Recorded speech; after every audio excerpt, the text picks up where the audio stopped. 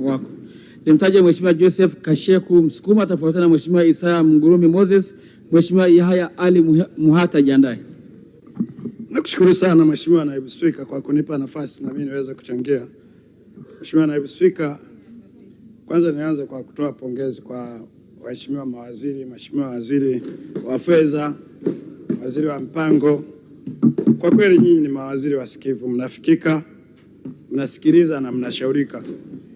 Na kusema kweli, Waziri wa Fedha, mimi binafsi kwa mwaka huu nitatoa ushauri tu na kusubiria mwakani, kwa sababu ni bajeti yako ya kwanza.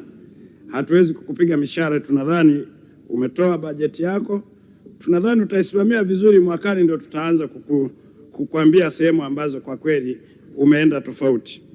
Nianze kwa kupongeza sana kwa kuwa umeonyesha dira nzuri, na mimi ni mbunge wa awamu ya 3 leo hapa. Bajeti hii mara nyingi sana huwa tunawasema TRA, lakini mashirika mengi yanatakiwa kujifunza. Tumepiga hatua nzuri sana. Mimi sikuwepo siku 2-3 hapa, lakini ukisikiliza mjadala sijasikia hata mbunge mmoja ameshambulia TRA kama yalivyokuwa mabunge yaliyopita. Kwa nadhani kiongozi wetu wa TRA, ipokea maua yako. Asante sana. Nimeona nianze na hilo kwa sababu kiukweli tunaofanya biashara kwa sasa, TRA ni rafiki na mfanyabiashara.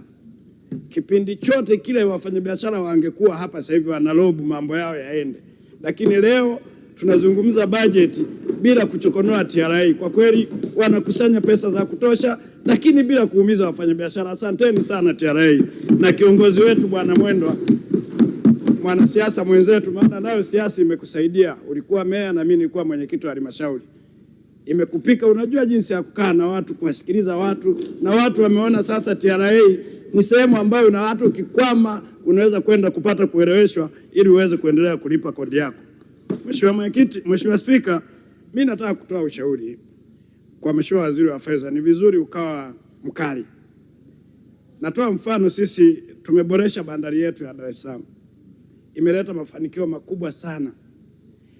Ili ukusanye, kuna mtu anaitwa dereva, Mheshimiwa, lakini mimi naamini dereva wa Tanzania ndo mtu wa mwisho kabisa. Yaani ukiondoa mtu mdogo kwenye ajira unakuja kukutana na dereva. Tutaendeshaje hii bandari? Tutafanyaje hizi kazi maofisini kama hatumsamini dereva? Kwa nini nasema hivi Mheshimiwa Naibu Spika? Mheshimiwa Naibu Spika, wafanyakazi mnapata semina.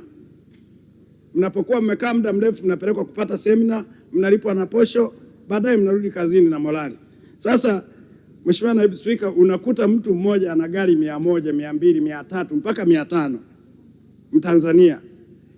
Yamewekwa masharti ambayo unajiuliza hawa wenzetu waliofanya hicho kitu walitoka wapi? Mimi wote 500 labda wako kwenye ruti moja, halafu ikatokea tu siku moja leseni zao zikaisha, ndani ya wiki 1-2 ziishe leseni 100, wanatakiwa kwenda kurenew.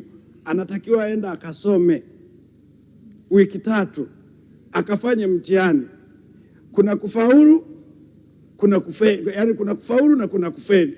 Nauliza Mheshimiwa Spika, leo hii tukichukua huu mfano unaofanyika kwa madereva, sasa unakuta gari 30 zote umesimamisha, wamepeleka watu kwenda kusoma darasani. Mtu ana watoto 30. Madereva wanaongoza kwa kuzaa. Ana watoto 20. 8 wanadaiwa ada, huku anaishi nyumba za kupanga, na kazi yake ni mshahara wa 100,000 wa dereva. Anaenda anafeli. Nataka kujiuliza huu mfano tuugeuze kwa watu nyingi.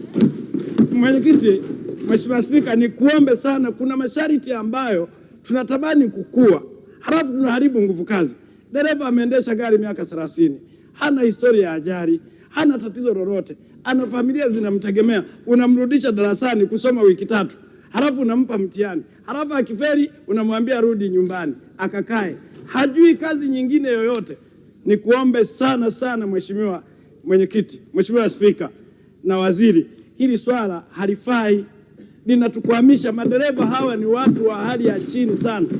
Huwezi kwenda kufanya mtihani huku unadaiwa hela ya familia. Huyu dereva anaishi kwa posho, ukamwambia akakae mtihani kusikiliza maelezo ya profesa, halafu ukipewa na kile cheti kazi yake ni kukatia leseni. Ukienda kuomba nacho hata ajira ya mtendaji hakijulikani. Sasa mnatusomesha kwa ajili gani?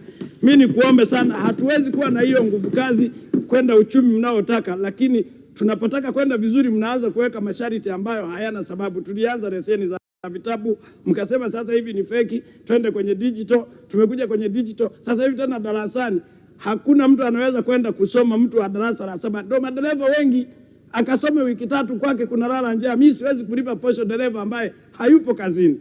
Nikuombe sana Mheshimiwa Mwenyekiti, Mheshimiwa Spika na Mheshimiwa Waziri, hili uliangalia. Jambo la pili, kuna miradi ambayo serikali ninawashauri tuachane nayo. Tunatamani kuwa hivyo, lakini mimi nataka kutoa mfano. Stendi, masoko. Niambieni toka tumeanza kuboresha masoko na stendi, ni stendi ipi imefanya vizuri? Yote ni miradi mfu, lakini bado tunaendelea. Nani machinga anahitaji kuwa na soko la ghorofa 4? Nani? Yaani machinga anauza vitu vya kushika kwenye mikono, halafu yuko ghorofa ya 4. Mteja gani anapanda kwenda kununua kishikizo ghorofa ya 4? Kwa nini Tanzania nzima msiwalete wakaja kujifunza soko la Mtaka hili la Dodoma ambalo tulijenga na kupata pesa? Saa hiyo hiyo halijawahi kupelekewa hata mgambo kwenda kupiga kulazimisha watu. Tunalazimisha kuweka mapesa mengi. Unaenda stendi, unakuta stendi ina ghorofa.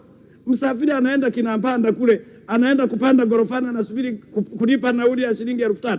Niwaombe sana, miradi ambayo haina faida tuiache, tuliyoifanya iwe mifano, halafu tuendelee na sehemu zingine. Lakini lingine, sheria.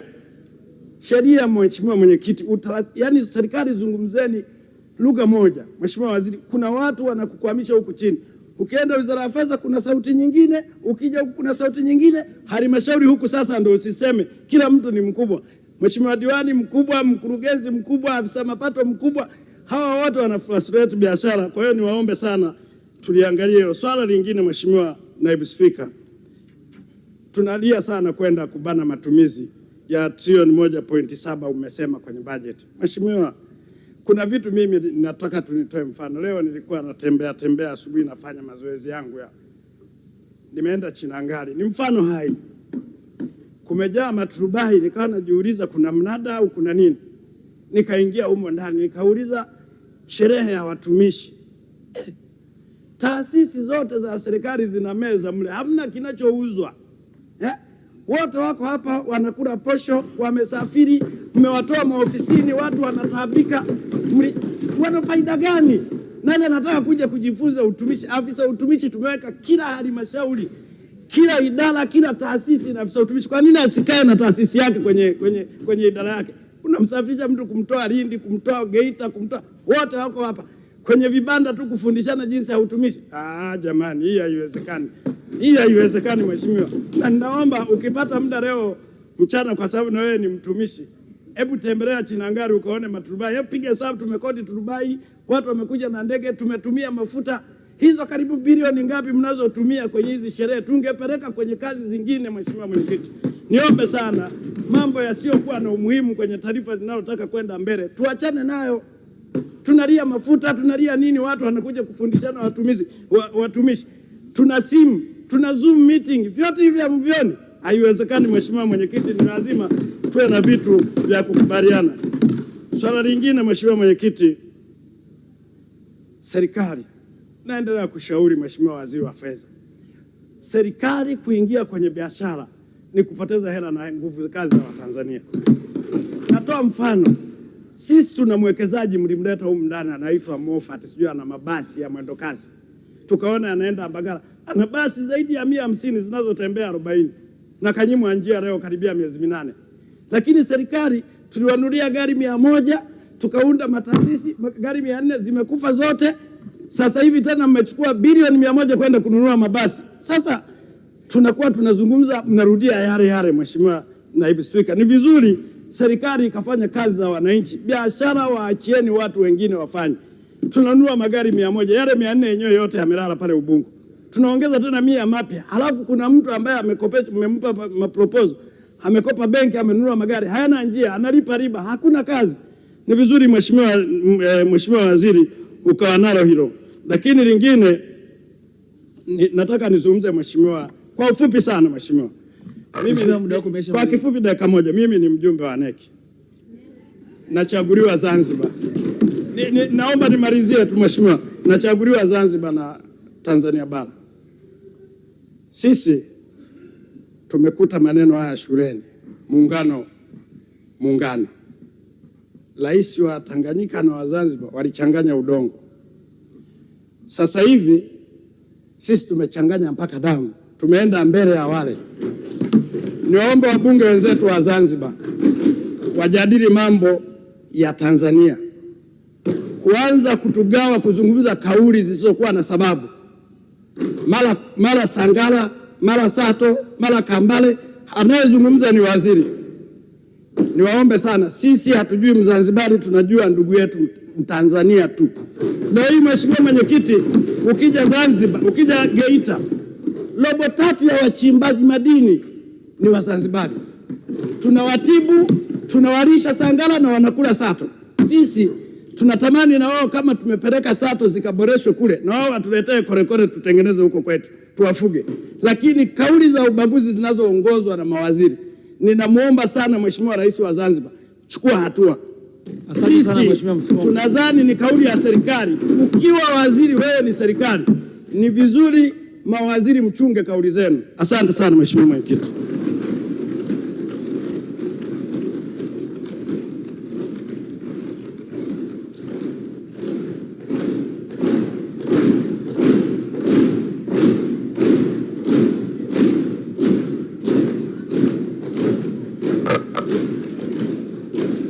Nimtaja Mheshimiwa Isaya Mgurume Moses, tafuatana Mheshimiwa Yahaya Ali Muhata. Mheshimiwa Mariam Usi Yahaya ajiandae.